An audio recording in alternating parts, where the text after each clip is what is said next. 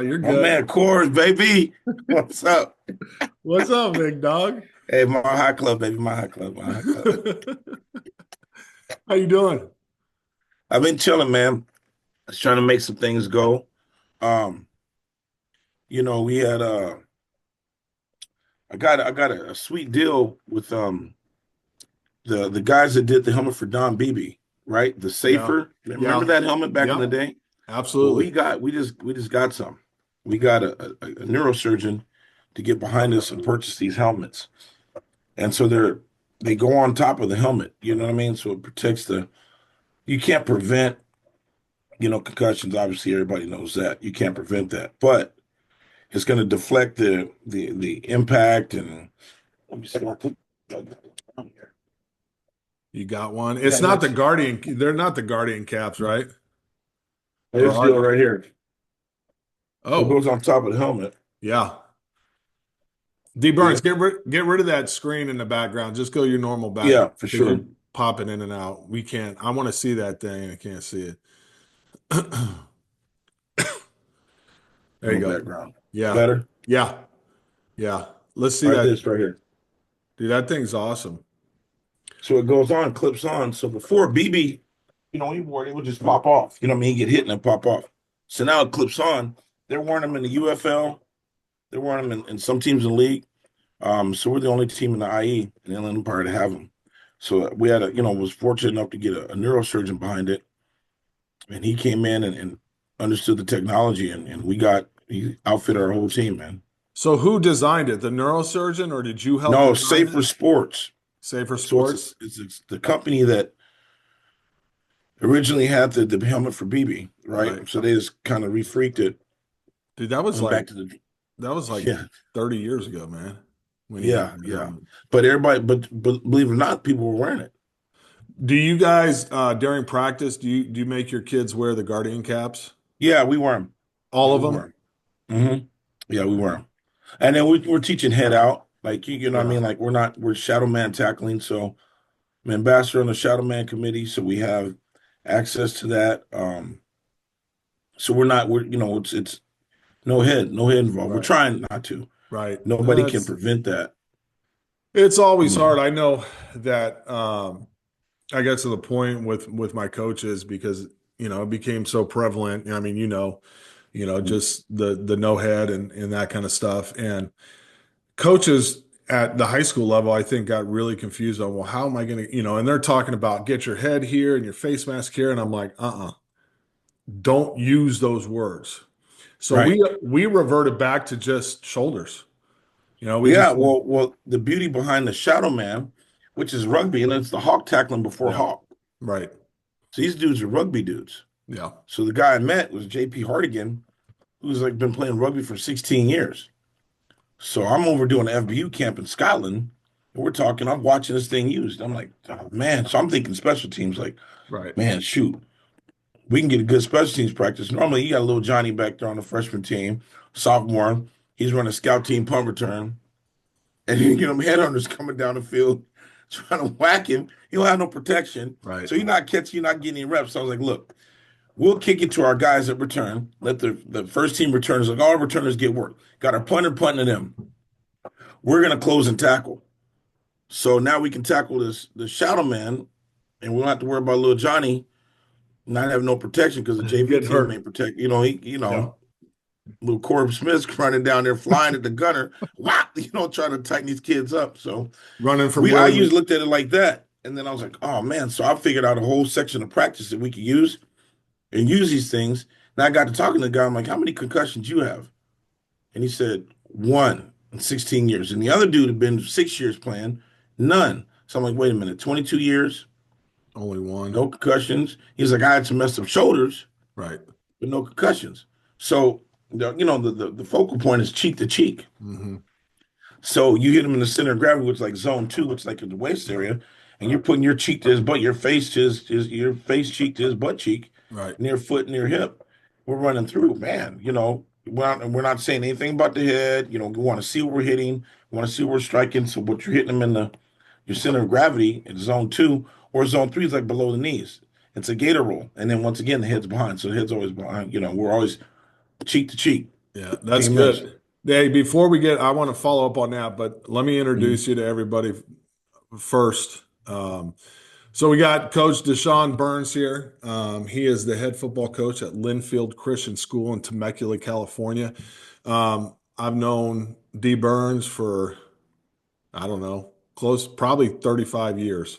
Wow. Um, Deshaun was a standout football player, baseball player at Rubidoux High School in Riverside, California.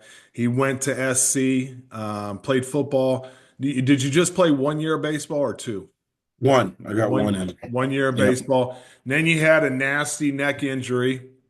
So the staff kept you on scholarship and you just started coaching, right? Yeah. You just Sure started did. at USC, just started helping the coaches coach and went to a couple Rose Bowls and then you went on and some of your coaching stops, University of Texas El Paso, Texas Southern, the Washington Redskins, the Gators, the Florida Gators, and then you coached at Bishop Amat, Beverly Hills High School, and you've been at Linfield since 2013, right?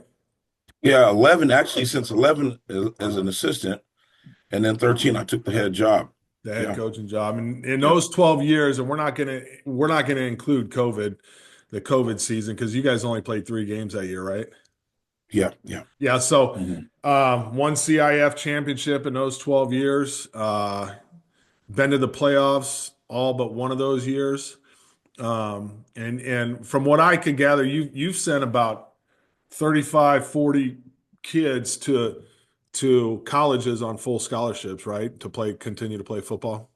Yeah, I've been blessed to do that. Sure enough, the kids worked hard, made it How happen. many how many seniors do you guys have a year? Because you're a little bit smaller of a school, right? It varies, and after that COVID season, we were 98%, no, 96% underclassmen. Were you?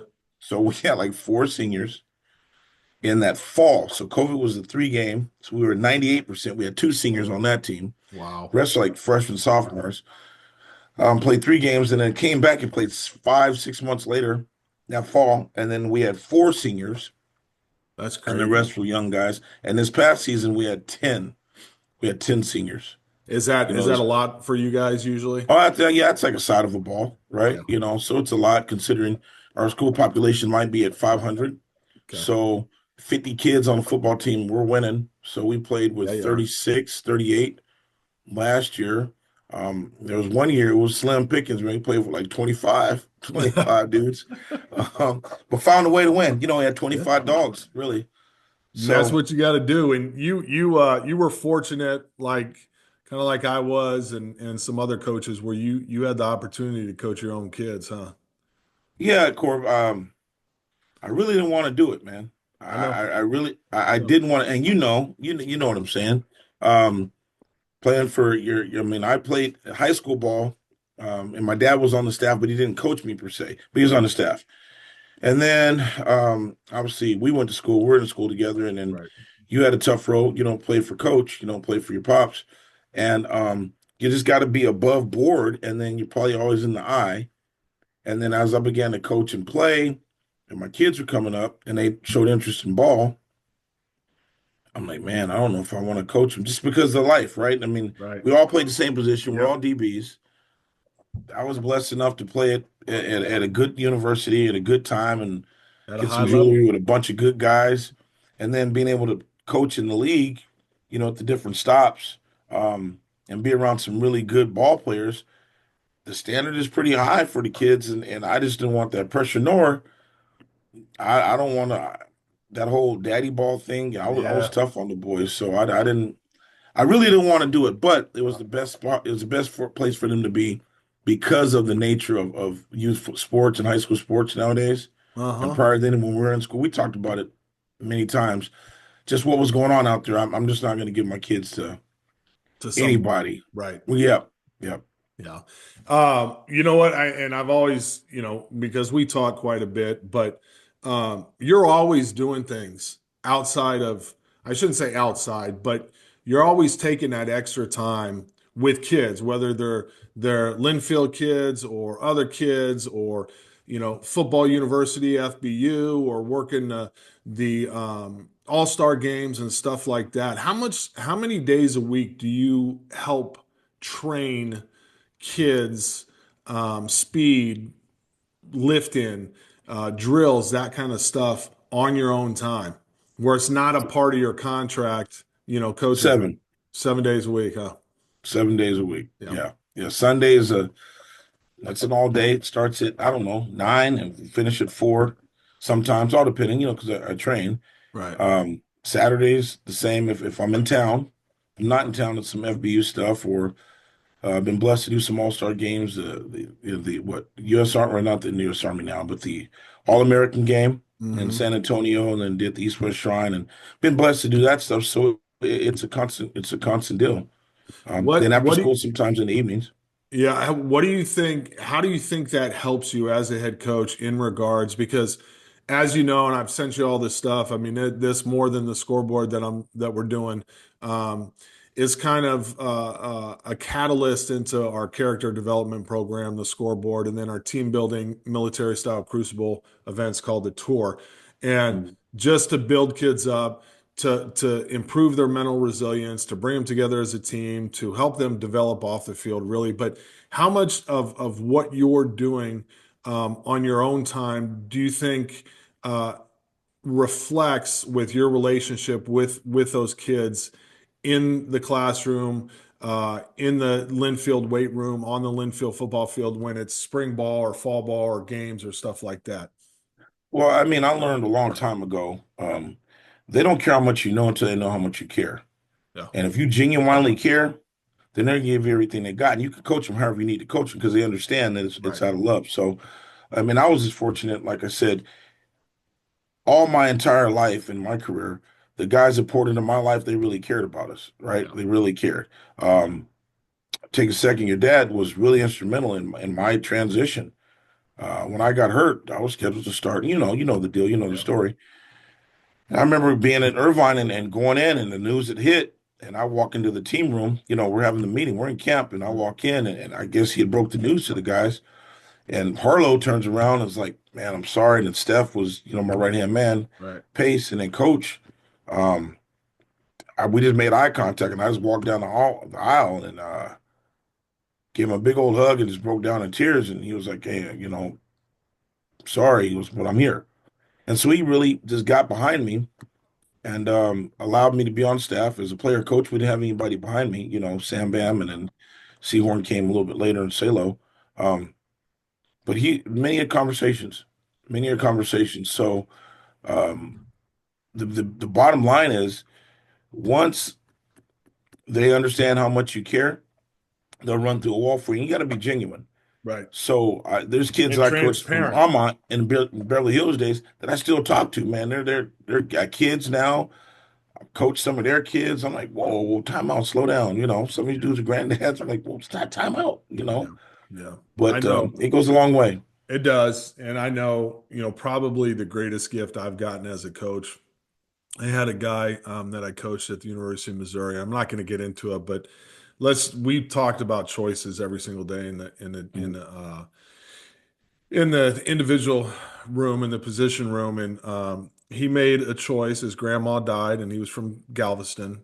mm, Grandma died. Grandma raised him. He didn't have a way to pay for the funeral, and so he made a decision to do some things and got caught and ended up going to prison for mm, about 3 or 4 years. And he got out, and I got a call one day, um, and it was this young man, and had just gotten out and was going to work for one of his buddies that was in the NFL for a very, very long time.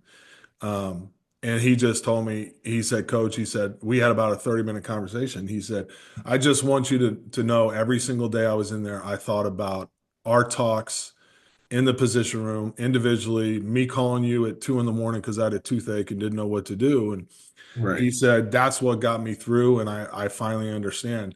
And I said, and he knew, he said, I made the choice and I knew that there could be consequences because you had instilled that. And I literally got off the phone and started crying Hmm. because I was like, that's pretty powerful to Right. realize even if you impact one kid over your career, what and I kind of know the answer, but I think for everybody, I think especially at the high school level, guys get into coaching for different reasons. Hmm. And I think as we get along and the younger generation comes through, they may get into it for reasons not the same that we got into it. So I Right. mean, why did you want to start coaching? And then along with that, why did you want to start coaching and what do you feel like the biggest importance of that is? I wanted the coach to give the kids the truth, right? Because sports is rough. Yeah. College sports is a rough business, right? And you see the glamour and the glitz of playing college ball, especially at the level we're playing at. SC, where we're doing our thing back then, Rose Bowl contenders, Pac-10 champs, all that stuff, draft picks, and that life is really sweet, man. And nobody talks about the 6 o'clock classes or the injuries, or if you're Mhm. not playing, like if you're not on the field. And you got to wait. There's Yeah. a Junior Seau in front of you. There's a Mark Carrier. I mean, there's an Right. Ernie Spears. You're not getting on the field no time soon, son. Right. And no matter what it is, you got to, strap up your boots, roll your sleeves up, and go to work and keep striking, and be told the truth. Because I think there's a lot that's left to the imagination or not told to the kids because we want to make this microwave society and make it feel good. And Mhm. I didn't want to lie. I didn't want kids getting misled. And I really believe that if I have the opportunity to give back and I don't, then I'm kind of a chump. You know what I mean? I'm Right. cheating the game. So the game gave so much to me. It's allowed me to do a lot of things, man. So when I got started, the most fulfillment was watching a kid go from this little pebble to this rock, this Right. boulder. Like, man, there's a dream being acquired. He didn't think he could do something. And it wasn't the horses, it wasn't the obvious, when our day, the blue chippers, it wasn't that guy. It was a guy that wasn't sure, and all of a sudden he made a decision. Maybe had hey, Coach Smith, I want to play college ball. You sure, man? Okay, it's gonna look like this. Then he goes and plays. I think that's missing, and I want to be able to give that to these young fellas, and so that's why I stayed here in it. And then like I know, college they need it, and then pros they need it. Mhm. There's pro dudes that don't have That's right. that guidance in that direction. They're making some Right. dumb choices and like, hey man, listen, this isn't what you think it is. So I got into it not to lie, and I wanted to share my side of it. Was sweet and then it was hard because the injury Hmm. happened and I'm not playing. And it went from being a marquee guy and a potential guy to you're not, and what that was like, and the transition and the hard conversations. And Yeah. nobody talked about that. So that's why Yeah. I started it. And then to watch the kids play, corporate America wasn't for me, man. Yeah. It I hear wasn't for you. me. I It hear wasn't you. for me. I need to get with. I'm too competitive, so I like Well, seeing dudes compete. I think you're at a good place. And, I look back at some decisions I made as far as going to different places and kind of like my dad. I mean, my dad had to take that SC job, but towards the end, he always struggled with the fact he said, I probably shouldn't have left U of A. And it's like, no, you absolutely should have. You had Right, to. It was right. to reach your goals and that kind of stuff. But the grass isn't always greener. Hmm. I think administration um, at a lot of schools is now full of people that are administrators and aren't coaches or don't have an athletic background. So it's hard for them to understand how it all works. Um, and it sounds like you're at a great place. It is funny you talk about kind of guiding the athletes. I had Ricky Hunley on Hmm. last week, and Ricky's now in a position. He went from being the D line coach at U of A. Now he's in a position where um, he basically mentors these kids. That's what he does. Yeah. He's an off the Right. field coach, and we were talking about, he wished he would have had someone like himself when he got Yes. to the league, because especially now with colleges and the NIL stuff, like these kids don't know Right. what to do with that money. So um, it's funny you talked about the recruiting thing because I wanted to ask you about what do you think? I've noticed that there's a lot of head high school coaches across the country that don't do anything for their kids to get recruited. I know you do. Yeah, man. What do you feel like a head coach's role? What do you feel like your role is in helping your athletes get scholarships, getting to that next level and getting recruited? Um, Couple things. Rick, Slick Rick has been instrumental for both of us, Yeah. right? So, Yeah. Ricky was coaching. He had just finished with the Raiders when we're in school and came on, and I went to Florida, and he was instrumental in me going to Florida and the Skins, and then Mhm. Sacramento Mountain Lions in the UFL, and still a mentor.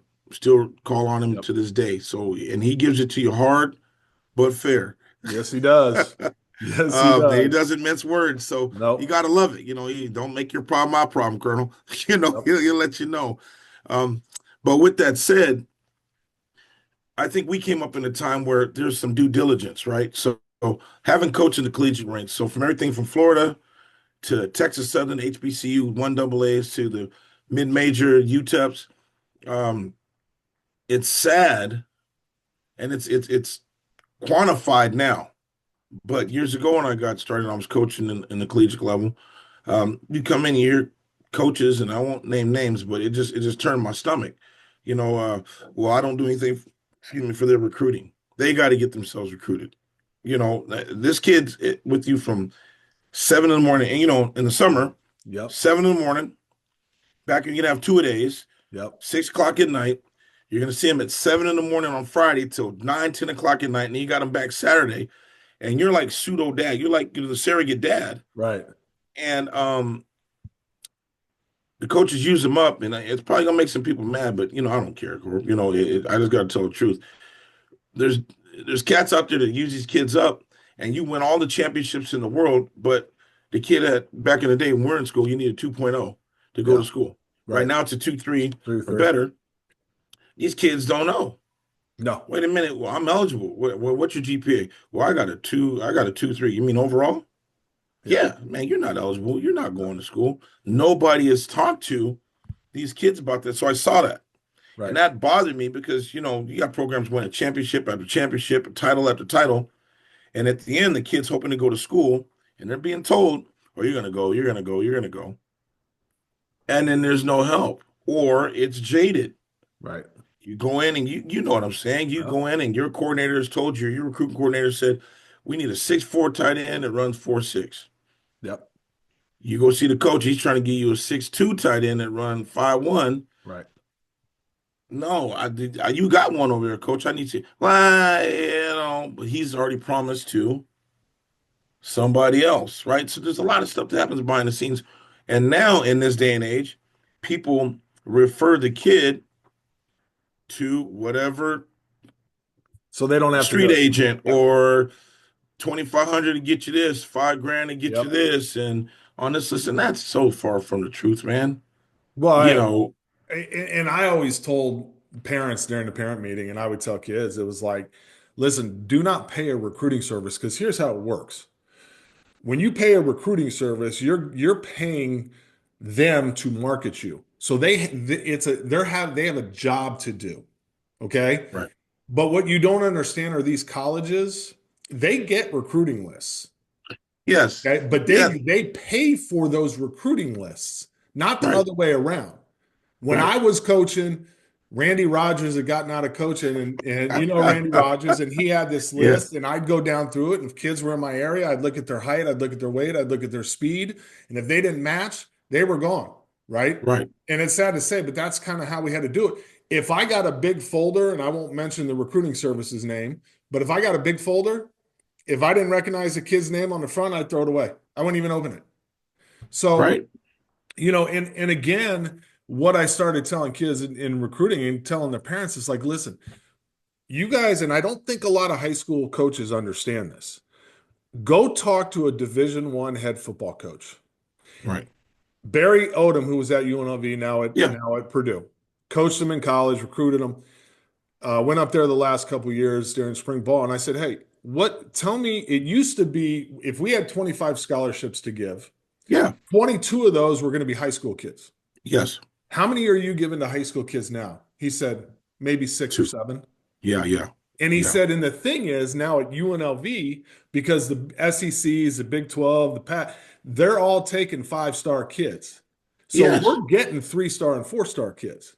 Oh, definitely. So the big Definitely. thing was, let's just get your kids somewhere, get them some, go to a D3 school, get some film, and then with the transfer portal, like I'm not an advocate of that, but Right. that's kind of how it's done now. Right. I mean, I'm not going to mention the schools, and I'll just backtrack for a millisecond. I started a symposium once our deal was done at the UFL with the Mountain Lions. You know, that league kind of went defunct. The first UFL back in 10, 11, 12 with Denny Green and those guys, and you had the Right. Las Vegas Locomotives and all that. Um, so we were done, and so we still had some time on the clock. So I started symposiums. So started talking about recruiting. And Good. it was like unadulterated. Look, I don't have any ties. I'm not associated with the NC2A. And I could tell you how it works. And the thing is that I believe a head coach's job is to push his kids like and find out where they can play truly. I'm not going to tell you that you can play at SC or Florida Right. and you're 5'1", 290. You're not playing running back or quarterback over there. I know you killed it in the youth league. I know you killed it in the park and recs. You know, I know you killed it in the youth combine. You know, okay. But Jack, there's dudes out there chasing rabbits that are 6'6", 270, and they run 4.5. And you know what? They're real hungry, and they can be the first one in their family to go to school.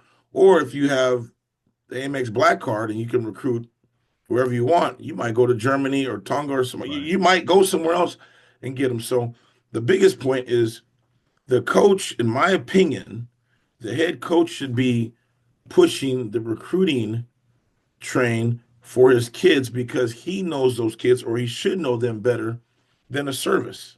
Right. And so I know, having been on the coaching trail, and even now dealing with agents and pro coaches and GMs, you know, at times, you know, because we got guys doing that, I need to hear from Corbin Smith Right. because we speak the same language. Right. You're not trying to sell me anything because you understand the importance of what it means. The service, I'm not knocking them. I'm just saying they don't know everything. And yes, you're a tight end. You're 6'2", 220. You run well, but you're on a list of about 30 other tight ends. Right. And that you can check your box and see where it went. Yeah, it went to Miami. Okay. Along with 30 other dudes. Uh-huh. And if I don't have the service or if our school is not paying for this service, there's a junk mail folder that's pretty deep that, you know, it's going there. And now with the analysts and you have unlimited staffs, Yeah. before that film gets to me, there's about 15 or 20 dudes that looked at it and said, Absolutely. we don't know. And with analytics and the numbers don't say it, nah, he can't play for us. Yep. So your stuff might never ever get there. But I know if a coach calls me, I know your body of work, Corby, and I've seen you and I know your pedigree, and you say, hey, I got a guy. I don't lie. 6'1" is truly 6'1. 225 is truly 225. Right. A Right. 10-foot broad jump is truly a 10-foot broad Right. jump. All right, let's talk. Yep. Right? Your call's gonna go. I'm not hitting the no button, and I'm telling you to fax me the stuff. You and a 2.7 GPA is a 2.7 GPA. Right. Oh, okay. Yeah, and that's, I mean, the education and evaluation that high school coaches have to do in order to get their kids recruited is extensive. I mean, you have to educate the parents as much as the kid because the parents are going to understand more. Like just like you said, hey, what's your GPA? Oh, I got a 2.5. Is that your core GPA? What's a core GPA? Well, it's the Right. only thing that matters if you want a scholarship. That Right. means the health, the robotics class, the theater you took doesn't count. Right. English, math, science, social studies, and foreign language, right? Right. And then on top of that, the evaluation of it. And I know my oldest son, I helped him because he had a coach that Weber was State, right? The one that went to Weber. Weber State, yeah. Yeah, the And, headhunter. and I mean, it was one of those things. And again, parents don't understand, and the kids don't understand. I sent it to the coach that recruited this area. He watched it. He's like, kid can play. I'm going to give it to our secondary coach. Gave it to the secondary coach. He's like, I like him. We're going to watch it as a defensive staff. Everybody in the defensive room liked him. Then they had to watch it as a full staff. And Right. then I got a call, hey, we're going to offer him. That's how it Right. works. And that's at an Right. FCS school. So, like you said, with as many analysts as these FBS programs have, they're going through 10 evaluations before it even gets to the head coach, Right. And then it's or on the need. full. Like, Yeah. like, wait a minute. I like him, but that second team, third team DB from Georgia, Yes. he just jumped in the portal. What Yeah. you mean oh, he's out? Well, he just don't want to sit behind the two Thorpe Award winners. Right. What's our guy, Jerry Yeah. Judy, Yeah. Yeah. when he came out? Uh-huh. So he was third team receiver at Bama, right? Um, First guy was gonna win the Heisman. He got hurt. Okay. The second team guy was up for the Heisman. Something happened to him. He got it right. So the third team receiver at Alabama won the Heisman. So he was playing with two Heisman Trophy candidates and potential winners. He's third team and he wins the Heisman. So the Right. fourth and fifth team dude are like, man, Transfer. Yeah. yeah, I'm out of here. So why would I not take? I don't necessarily say that I agree with it. And I'm going to say this, man. This thing started some 12 years ago. If you look at the group of guys that are Yep. now in this age and these seniors, look at what they were doing in youth league. Yep. They were jumping 100%. programs. They were doing this stuff then, and it just followed. And I was like the wave. That's what's going to happen. No, it's bad because you get up there with an owner. They're not playing that. They're not Yeah. listening to your handler. They're not. No. You don't have juice like that. So why would I not take? And then you get the COVID year, and then you get your grad transfer year because that doesn't count towards the number. If I'm Right. graduating, Right. I don't got towards the number, so I can get me some of them. So Corbin, you played 30 games and you got 2 years left. So, and you're just a junior or sophomore. Yep. You Yep. got 2 years, you got 20 more games left in you Yep. if you want, and you got a fifth round grade.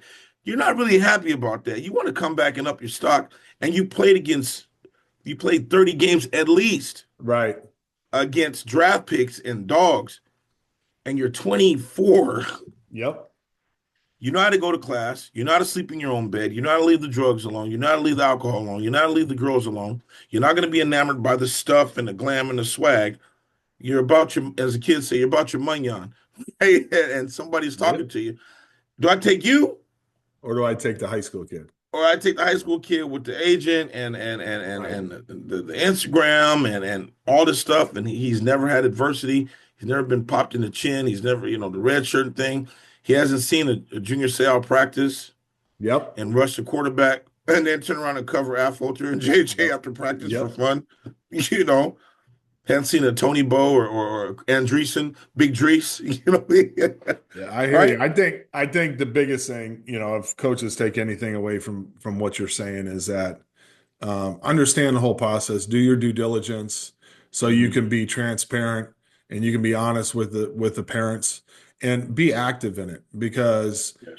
ultimately the one thing that's never going to change is that high school or college coaches aren't going to go to the 7-on-7 coach. They're Yeah, not. it's illegal. People don't Yeah, understand that. no, I can't go. You're in Missouri. You no, can't go to 7 on. The no. NCAA will chop your neck off, Right. right? And people don't understand about the honors and the AP courses. Like NC2A, like getting into school, right? Admissions is different. You take so many APs and so many honors. I'm not negating taking APs and honors, um, but they're not going to take all of them. And so when you take your transcripts and send it into NC2A, they don't look at it as an honors B and No. say, "Oh, that's a five. That's Right. 4 points. That's a 3 point. That Right. B Is a going to B. NC2A is a B. That's 3 points. Yeah. Not If I'm four. honors that's great, but that B is going to be that C, Jack, is 2 points. It's not 3 points. Right. Yeah. So 100%. you're right. Educating the parents, the parental base, and then having a hard conversation. And we do that in my parent meeting for the spring. We have a hard conversation. And listen, I can't guarantee anything. And I've been in the war room on draft day. I've offered scholarships. I've taken away. I've drafted guys. I've cut guys. I can't guarantee a kid's going to go. But what I can tell you is that you'll get exposure. Uh-huh. They'll be seen. And if they're not buying what I'm selling, they're not buying what I'm selling. I don't care what happens. They're That's not right. doing it. That's true. I mean, again, and I think that's why a lot of high school coaches are just like, I'm not going to really mess with it. But the reality is, you got to push your kids. I mean, that's a part of it. That's part of what we're doing. If a kid wants to play at the next level, you got to help do everything as a high school coach to help him Yes. attain that goal. And I tell parents all the time, it's like if he wants to play college football, he can play college football. Right. It may not be at a Florida. Right. Even if he has the talent, it may not be at a Florida. Hmm. So the key thing is get him to that next level and play, because there are very few kids that play at the next level. I don't care if it's one double A, two, three, NAIA, junior college, doesn't matter. Right. It's like in the 3%. You look at it now, I think it's like 3%. People say the 1%, Right. but with NFL, like the German league, German football, right? With the Arena League, with Canadian football, with the UFL now, and the NFL, you're talking like you could be in the top 3% of your profession. If you are getting paid to play the sport, you're a professional. Now, where the comma ends is dependent upon the talent and some other stuff. Right.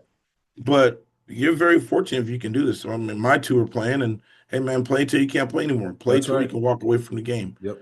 Just do that. And if once you don't like it anymore, once you're not committed to grinding, then you probably need That's to it. shut it down because you're cheating it. So, I mean, I'm, What I'm are with you. what are switching gears here? What are a couple of things that you guys do? Because I know you do a lot of stuff, but focusing on character development of your athletes. What are just a couple of things that you guys do to help your student athletes develop their character off the field, which in turn helps them on the Well, field? we don't use the word expectation, so we use the word standard. So Good. there's just a certain standard to be Yeah. here. Period. For the coaches, so we got to live by example. So the coaches have a standard. You want to be a part of the staff here. I say it all the time. There's a lot of guys that coach football, but there's not a lot of football coaches. Correct. So the standard is the standard. I don't expect anything from me because it's not fair. I'm the head coach and I have a program to run. So I don't expect you to be as geared and as hyped towards the program as I am because you don't have the dogs in the fight the same way, right? Right. You're not sitting in the meetings with the AD or the head of schools or principals on Monday morning. You're not fielding the phone calls. In high school, if things are tight at home and the stipend doesn't match or the time's not right, you may have to shut it down, right? Because home, that home is more important, with the wifey and the kids and stuff. That takes a special dynamic. So there's a standard to coach. Well, if there's a standard to coach and we're a college preparatory school academically, then we have to be a college preparatory school athletically. And so with that, there's a standard for the coach, then there's a standard for the player. So we have big brother, little brother deals. Good. Yeah. And it's real simple. I talk to the teachers. I'm an advocate for the teachers. That doesn't mean I don't believe my students, but I tell the parents, our job is to give them back better than what we got them. Right. So I don't want to hear about Johnny cutting up in class when he's supposed to be learning biology. So if Johnny's cracking jokes in class, then we're gonna crack these push-ups on the football field. That's what's going to happen.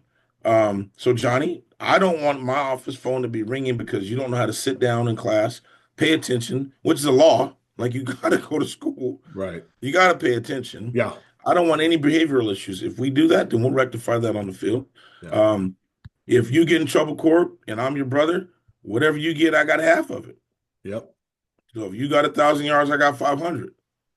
And I'm Yep. going to administer it and we're going to walk. So after a while, they start policing themselves without the corporal punishment, right? It's just like the standard. Like, look, we don't do that here, man. Yeah. Like, we run everywhere. If you're not running, they're not going to take the one guy and move him back 5 yards. The whole team goes back five Yep. yards. So I do a lot of inclusion on just what the standard is and there's a certain way we do things.